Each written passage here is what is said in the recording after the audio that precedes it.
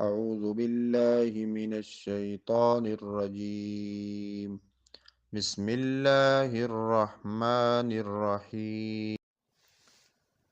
ألم تر إلى الذين خرجوا من ديارهم وهم ألوف حذر الموت فقال لهم الله موتوا ثم أحياهم إن الله لذو فضل على الناس ولكن أكثر الناس لا يشكرون وقاتلوا في سبيل الله واعلموا أن الله سميع عليم من ذا الذي يقرض الله قرضا حسنا فيضاعفه له أضعافا كثيرة والله يقبض ويبسط وإليه ترجعون.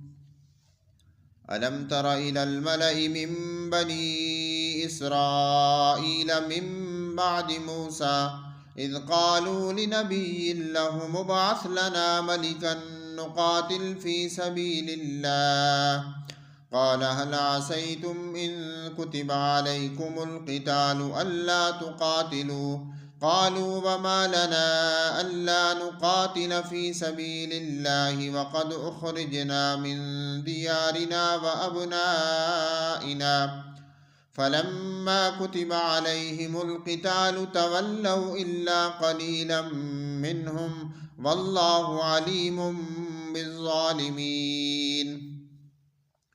وقال لهم نبيهم إن الله قد بعث لكم طالوت ملكا قالوا أنى يكون له الملك علينا ونحن أحق بالملك منه ولم يؤت سعة من المال قال إن الله اصطفاه عليكم وزاده بسطة في العلم والجسم والله يؤتي ملكه من يشاء والله واسع عليم.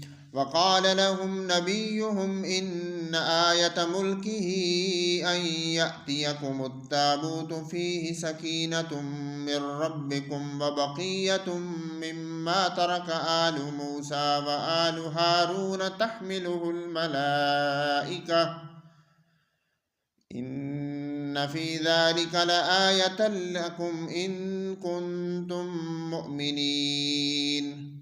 صدق الله العظيم.